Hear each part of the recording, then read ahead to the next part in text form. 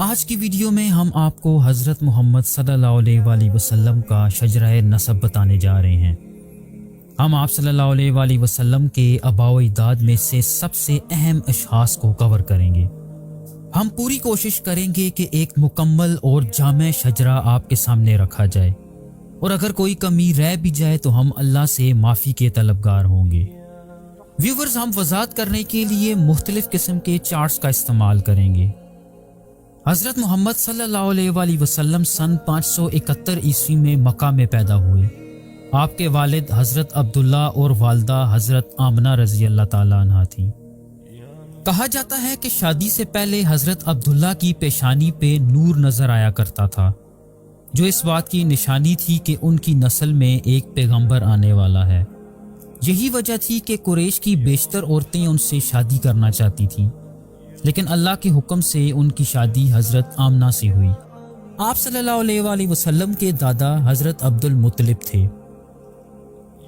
حضرت عبداللہ کے علاوہ ان کے 2 بیٹے اور بھی تھے، جن کے نام حضرت ابو طالب جو کہ حضرت علی کے والد تھے، اور حضرت عباس رضی اللہ تعالیٰ عنہ جن کے نام سے عباسی سلطنت منسلک ہے۔ حضرت عبد المطلب نے ابرہہ کے خلاف اعلان جنگ کیا تھا، جو کہ اپنی ہاتھیوں کی فوج کے ساتھ خانہ کعبہ کو ڈھانے آ رہا تھا۔ اس کے علاوہ زمزم کا کنواں جسے قبیلہ جرہم نے بند کر دیا تھا، حضرت عبد المطلب نے اللہ کی طرف سے خواب میں اشارہ ملنے پہ دوبارہ کھودا تھا۔ حضرت عبد المطلب سے پیچھے حضرت ہاشم آتے ہیں، جو آپ صلی اللہ علیہ وسلم کے پردادا تھے۔ ان کا اصل نام عمرو تھا، اور بعد میں انہوں نے اپنا نام ہاشم رکھا تھا، جس کا مطلب ہوتا ہے بھوکوں کو کھانا کھلانے والا، اور اسی نام سے آپ صلی اللہ علیہ وسلم کا خاندان بنو ہاشم کہلاتا ہے۔ خاندان بنو ہاشم عرب کے قبیلہ قریش سے تعلق رکھتے تھے۔ حضرت ہاشم سے اوپر حضرت عبد مناف آتے ہیں۔ حضرت عبد مناف کی اولاد میں سے عرب کے 3 بڑے خاندان بنو ہاشم، بنو امیہ اور بنو عباس تعلق رکھتے ہیں۔ مسلمانوں کے تیسرے خلیفہ حضرت عثمان رضی اللہ تعالیٰ عنہ بنو امیہ سے تعلق رکھتے تھے۔ اگر ہم حضرت عبد مناف سے 7 پشتیں پیچھے جائیں تو ہم حضرت فہر پہ آتے ہیں۔ کچھ مورخ یہ لکھتے ہیں کہ حضرت فہر کا نام قریش بھی تھا، یہی وجہ ہے کہ انہیں قبیلہ قریش کا جد امجد مانا جاتا ہے۔ حضرت فہر نے یمنی بادشاہ حمیر کے خلاف جنگ کی تھی، جو کہ خانہ کعبہ کو مکہ سے یمن منتقل کرنا چاہتا تھا۔ حضرت فہر سے 9 پشتے پیچھے جائیں تو حضرت عدنان آتے ہیں، جو کہ حضرت محمد صلی اللہ علیہ وسلم کے آباء و اجداد میں بہت اہم مقام رکھتے ہیں۔ قریش کا پورا قبیلہ، جس میں تقریباً 10 خاندان تھے، روایتی طور پہ حضرت عدنان کی اولاد میں سے تھے۔ بنو عدنان اصل میں عرب نہ تھے، بلکہ 6 صدی عیسوی میں جب بابلیوں نے ان کا سابقہ علاقہ تباہ کر دیا تو انہیں جنوب کی طرف جزیرہ نما عرب میں دھکیل دیا۔ روایات کے مطابق عدنانی عرب حضرت ابراہیم علیہ السلام کے بڑے بیٹے حضرت اسماعیل علیہ السلام کی اولاد تھے، جبکہ یہود حضرت ابراہیم علیہ السلام کے چھوٹے بیٹے حضرت اسحاق علیہ السلام کی نسل میں سے ہیں۔ یہی وجہ ہے کہ اسلام، یہود اور عیسائیت کو ابراہیمی مذہب بھی کہا جاتا ہے۔ حضرت اسماعیل علیہ السلام کی ماں حضرت ہاجرہ تھی، جن کا تعلق مصر سے تھا، جبکہ حضرت اسحاق علیہ السلام کی ماں حضرت سارہ تھی، جن کا تعلق میسوپوٹامیہ سے تھا۔ جیسا کہ آپ چارٹ پہ دیکھ سکتے ہیں کہ حضرت عدنان سے حضرت اسماعیل تک 39 پشتیں بنتی ہیں۔ حضرت اسماعیل سے پیچھے ان کے والد حضرت ابراہیم علیہ السلام آتے ہیں۔ حضرت ابراہیم نے ہمیشہ اللہ کے فیصلوں کو بغیر کسی ہیل حجت کے مانا، اور اللہ کی طرف سے ہر آزمائش اور امتحان میں سرخرو ہو کے نکلے۔ اسی وجہ سے اللہ نے انہیں پوری انسانیت کے امام کا خطاب دیا، اور ان کی نسل سے بے شمار نبی اور رسول آئے۔ نبی پاک صلی اللہ علیہ وسلم کے شجرے میں 5 پشتیں اور پیچھے جائیں تو حضرت ہود علیہ السلام آتے ہیں۔ بائبل میں آپ کو ابیر کے نام سے جانا جاتا ہے۔ روایات میں آتا ہے کہ آپ قبیلہ عاد سے تعلق رکھتے تھے، جو کہ عمان میں بستے تھے۔ یہ لوگ بہت طاقتور اور دولت سے مالا مال تھے۔ اپنی طاقت کی نمائش کے طور پہ بڑی بڑی عمارتیں بنایا کرتے تھے۔ چونکہ یہ لوگ غرور و تکبر اور شرک میں مبتلا ہو چکے تھے، اور انہوں نے حضرت ہود علیہ السلام کی بات ماننے سے مکمل طور پہ انکار کر دیا تھا، تو اللہ نے اس قوم کو ایک بہت بڑے طوفان کے ذریعے فنا کر دیا۔ حضرت ہود سے 3 پشتیں پیچھے حضرت نوح علیہ السلام آتے ہیں۔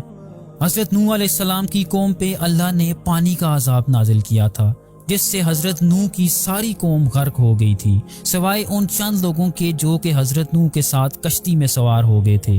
انسانی نسل حضرت نوح علیہ السلام کے 3 بیٹوں سام، حام اور یافیت سے چلی، جو کہ حضرت نوح کی کشتی میں سوار ہو گئے تھے، اور ان کا چوتھا بیٹا اور بیوی پانی میں ڈوب کے ہلاک ہو گئے تھے۔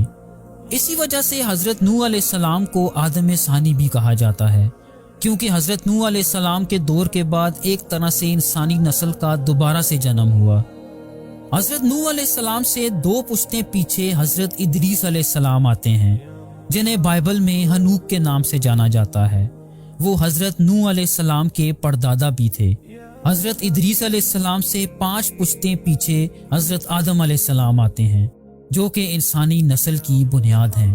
حضرت آدم علیہ السلام کے 2 بیٹوں قابیل اور حابیل میں تفرقہ پیدا ہوا، جس وجہ سے قابیل نے اپنے چھوٹے بھائی حابیل کو قتل کر دیا۔ تو یوں انسانی نسل حضرت آدم کے تیسرے بیٹے حضرت شیث علیہ السلام سے چلتی ہے۔ حضرت آدم سے حضرت محمد صلی اللہ علیہ وآلہ وسلم تک تقریباً 82 نسلیں اور کم و بیش 30,000 سال بنتے ہیں۔ چلیں اب ہم آپ صلی اللہ علیہ وآلہ وسلم کی طرف لوٹتے ہیں۔ آپ صلی اللہ علیہ وآلہ وسلم کی پہلی بیوی کا نام حضرت خدیجہ رضی اللہ تعالیٰ عنہا تھا۔ ان کی وفات تک یعنی 25 سال تک آپ صلی اللہ علیہ وآلہ وسلم نے کوئی اور شادی نہ کی۔ حضرت خدیجہ کے ساتھ آپ صلی اللہ علیہ وآلہ وسلم کے 3 بیٹے اور 4 بیٹیاں تھیں۔ تینوں بیٹے بہت چھوٹی عمر میں ہی وفات پا گئے تھے، لیکن چاروں بیٹیاں جوانی تک زندہ رہیں۔ ان میں سے 2 بیٹیوں کی شادی تیسرے خلیفہ حضرت عثمان غنی رضی اللہ تعالیٰ عنہ سے ہوئی، جبکہ چوتھی بیٹی حضرت فاطمہ رضی اللہ تعالیٰ عنہ کی شادی آپ صلی اللہ علیہ وآلہ وسلم کے چچا زاد بھائی حضرت علی رضی اللہ تعالیٰ عنہ سے ہوئی۔ اہل تشیع صرف حضرت فاطمہ رضی اللہ تعالیٰ عنہ کو ہی آپ صلی اللہ علیہ وآلہ وسلم کی بیٹی مانتے ہیں۔ آپ صلی اللہ علیہ وآلہ وسلم کی نسل حضرت فاطمہ رضی اللہ تعالیٰ عنہ سے چلی، جو آج تک اس دنیا میں موجود ہیں۔ حضرت فاطمہ رضی اللہ تعالیٰ عنہ کے 2 بیٹے تھے، جن کے نام حضرت حسن اور حضرت حسین رضی اللہ تعالیٰ عنہ ہیں۔ آج کل کے دور کے سید یہ دعویٰ کرتے ہیں کہ وہ حضرت حسین رضی اللہ تعالیٰ عنہ کی اولاد میں سے ہیں، جبکہ اردن کے شاہی ہاشمی خاندان کا یہ دعویٰ ہے کہ وہ حضرت حسن رضی اللہ تعالیٰ عنہ کی نسل میں سے ہیں۔ اہل تشیع آپ صلی اللہ علیہ وآلہ وسلم کے جانشینوں کو امام کہتے ہیں۔ ان میں سے 12 امام ایسے ہیں جو زیادہ نمایاں ہیں۔ پہلے امام حضرت علی، دوسرے حضرت حسن اور تیسرے حضرت حسین رضی اللہ تعالیٰ عنہ ہیں۔ باقی کے 9 امام حضرت حسین رضی اللہ تعالیٰ عنہ کی اولاد میں سے ہیں۔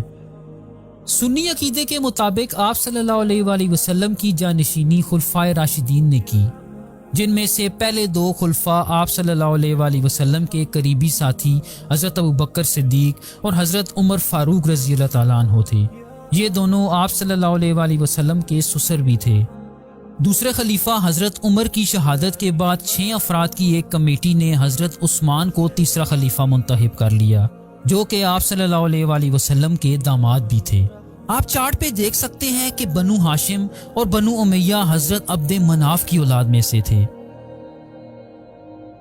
تیسرے خلیفہ حضرت عثمان رضی اللہ تعالیٰ عنہ کی شہادت کے بعد پہلا فتنہ شروع ہوا اور مسلمانوں میں خانہ جنگی شروع ہو گئی۔ اس صورتحال میں مسلمانوں نے حضرت علی رضی اللہ تعالیٰ عنہ کو چوتھا خلیفہ منتخب کر لیا، لیکن اموی خاندان سے حضرت معاویہ رضی اللہ تعالیٰ عنہ نے ان کے خلاف اعلان جنگ کر دیا۔ بالآخر حضرت علی رضی اللہ تعالیٰ عنہ کو شہید کر دیا گیا، اور ان کے بعد ان کے بیٹے حضرت حسن رضی اللہ تعالیٰ عنہ حضرت معاویہ کے حق میں دستبردار ہو گئے اور حکومت انہیں دے دی، جس کے نتیجے میں بنو امیہ کا دور حکومت شروع ہوا اور اگلے 90 سال تک حکومت انہی کے پاس رہی۔ پھر سن 750 میں ایک اور خانہ جنگی سے حکومت بنو عباس میں منتقل ہو گئی۔ اس خاندان نے تقریباً 500 سال تک مسلمانوں پہ حکومت کی۔ یہ خاندان آپ صلی اللہ علیہ وآلہ وسلم کے چچا حضرت عباس رضی اللہ تعالیٰ عنہ کی اولاد تھی، اسی وجہ سے یہ بنو ہاشم کے افراد تھے۔ عباسیوں کا دور اسلام کا سنہری دور سمجھا جاتا ہے۔ ویورز، امید ہے آپ کو یہ ویڈیو پسند آئے گی۔ ہماری ویڈیو دیکھنے کا بہت شکریہ۔ کمنٹس میں آپ کی رائے جان کے ہمیں بہت خوشی ہوگی۔ تھینک یو سو مچ۔ اللہ حافظ۔